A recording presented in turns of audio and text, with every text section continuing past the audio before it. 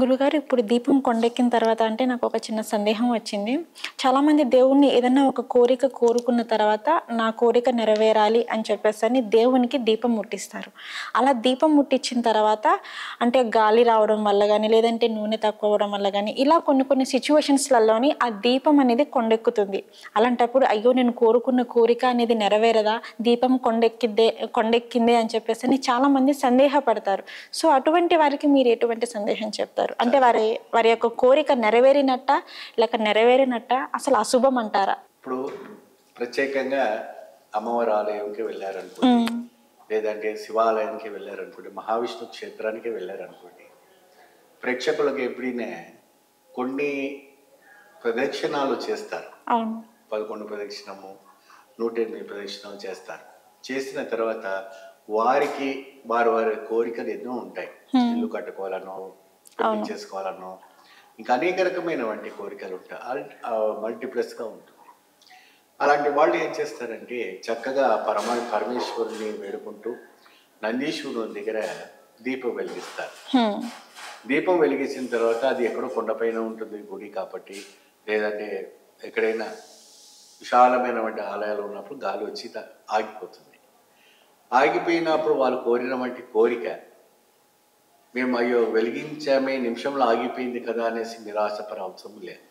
అంటే ఇది అశుభంగా శంకిస్తుంది కదా. అశుభం, అయ్యో నేను వెలిగించింది మరి నేను మా కోరిక ఇదే అయిపోవాల్సిందేనా, నా కోరిక ఇది కావాల్సిందేనా అన్నట్టుగా వాళ్ళు ఫీల్ అవుతారు.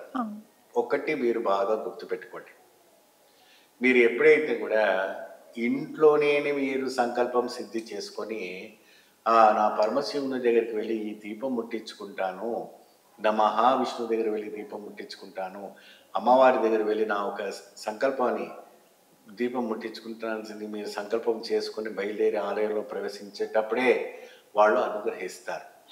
మీరు ముట్టించినా ముట్టించకపోయినా మీ యొక్క కోరికని తీర్చేది ఆ భగవంతుడే. ఇది కేవలము మనము తృప్తి కోసము మనం ముట్టించుకోవడమే తప్ప వేరేది ఏమి లేదు. మీరు ఎప్పుడైతే ఆలయంలో ప్రవేశించి నాకు ఇది కావాలి, నాకు ఇది ప్రసాదించండి అనేసి వారిని మనము ప్రార్థన చేసుకున్నప్పుడే సంపూర్ణమైనటువంటి ఒక సంపదను మనకి రావటం జరుగుతుంది. అయితే ఇక్కడ మన సాటిస్ఫైడ్ కోసమే ఆ గుడి ముందు ఒక స్టాండ్ పెట్టి వాళ్ళు దీపాలన్నీ వెలిగిస్తూ ఉంటాం. ఆ దీపాలు వెలిగించేటప్పుడు ఉసిరికాయ మీదను, నిమ్మకాయ మీదను, లేదంటే ఒక బూర్చి బొమ్మకాయ మీదను, దోసకాయ మీదను, అనేక రకమైనటువంటి పండ్లు పలహారాల మీదను, మట్టి పిరమిద మీదను పెట్టి వెలిగించినప్పుడు వెలిగించిన నిమిషంలో మీరు అలా తిరిగి వచ్చేటప్పుడు ఆ దీపం మారిపోయి ఉంటుంది. కొద్దిగా మనసుకు కష్టమైనప్పటికీ నిమిషం పాటు వెలిగించిన ఆ స్వామి స్వీకరిస్తారు. ఆలయంలో వెలిగితే చాలు, అది ఒక 6 నిమిషం వెలిగినా చాలు. మరి తిరిగి వెలిగించవచ్చా అంటే వెలిగించుకోవచ్చు, ఇబ్బంది ఏం లేదు.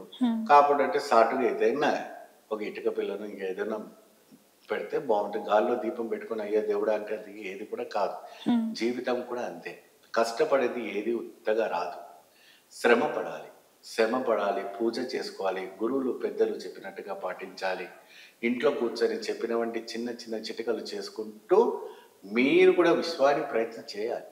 ఉద్యోగానికి విషయాల్లో కావచ్చు, అనేక రకమైనటువంటి దాంట్లో కావచ్చు, ప్రతిరోజు కూడాను జాతకాల పైన కానీ, నక్షత్రాల పైన కానీ, తిథుల పైన కానీ, అవిట్లపైన ధ్యాస విశ్వాసం పెట్టుకుంటూ వారి యొక్క ఆశ్రయం తీసుకుంటూ భగవంతుడు ఆశ్వాసం చేసుకుంటూ మీ యొక్క కర్తవ్యం కూడా నిర్ధారణ చేసుకుంటే స్వామివారు కూడా మీకు తోడ్పాటుగా ఉంటారు. ఏమ్మా, 5,000 కలుసుకొని మనం భోజనం చేస్తేనే మన కడుపులోకి వెళ్తుంది.